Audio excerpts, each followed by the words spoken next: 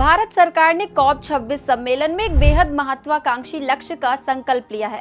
लक्ष्य है साल 2070 तक नेट जीरो कार्बन एमिशन हासिल करना, जिसके तहत सरकार का उद्देश्य है 2030 तक देश की कुल ऊर्जा का 50% नवीकरणीय स्रोत यानी रिन्यूएबल एनर्जी से प्राप्त करना है और लगभग 1 बिलियन टन CO2 उत्सर्जन को कम करना। इस दिशा में सबसे बड़ा रोल निभा सकता है इलेक्ट्रिक व्हीकल सेक्टर, जो न सिर्फ फ्यूल पर हमारी निर्भरता कम करता है बल्कि प्रदूषण घटाने में भी अहम है।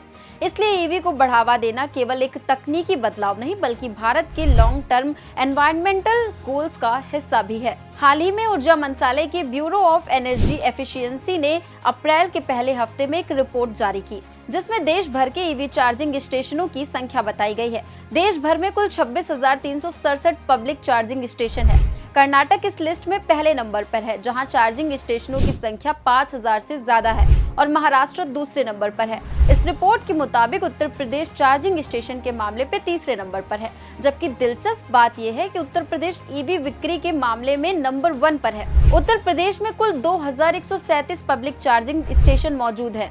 इसमें भी अगर थोड़ा और डीप में देखें तो टियर 3 शहरों में इन स्टेशनों की संख्या ज्यादा है, लगभग 1,381 स्टेशन, जबकि टियर 2 शहरों में सिर्फ 756, यानी छोटे शहरों में ईवी चार्जिंग की पहुंच कहीं बेहतर है।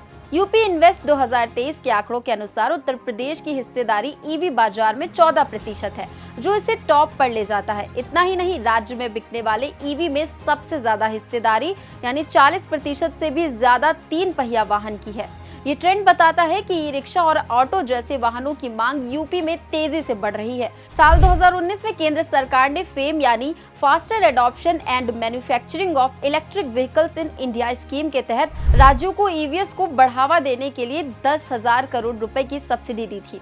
इस स्कीम के तहत यूपी के 9 शहरों जैसे नोएडा, लखनऊ, वाराणसी, प्रयागराज और कानपुर में चार्जिंग स्टेशन लगाए गए।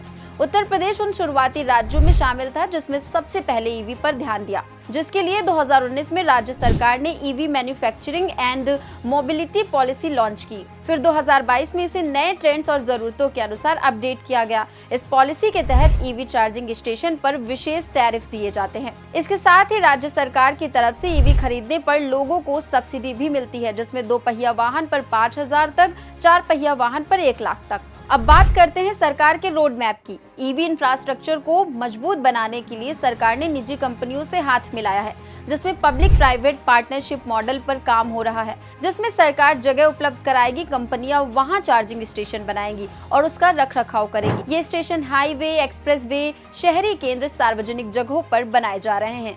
इसके लिए सरकार ने अडानी ग्रुप, हिंदुजा ग्रुप और टाटा पावर जैसी बड़ी कंपनियों से करार किया है। सिर्फ यही नहीं, ईवी मैन्युफैक्चरिंग और बिक्री बढ़ाने के लिए भी नीति आयोग और एशियन डेवलपमेंट बैंक के साथ मिलकर काम हो रहा है।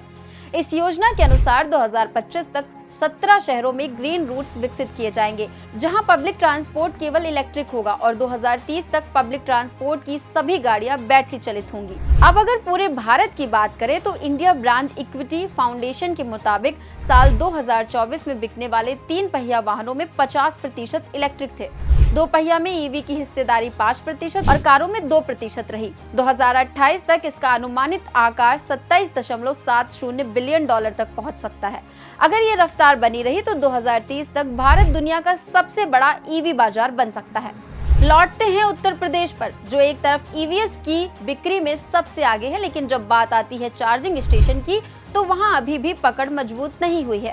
हालांकि सरकार ने जो रोड मैप तैयार किया है, अगर वो सही तरीके से लागू हुआ तो यूपी न सिर्फ ईवीएस की बिक्री में बल्कि चार्जिंग इंफ्रास्ट्रक्चर में भी देश का नंबर 1 राज्य बन सकता है। और सबसे अहम बात, ईवीएस को बढ़ावा देना सीधे तौर पर भारत के 2070 नेट जीरो एमिशन लक्ष्य से जुड़ा हुआ है। अगर हम आज निवेश करें तो कल की हवा, पानी और जिंदगी तीनों को बेहतर बना सकते हैं।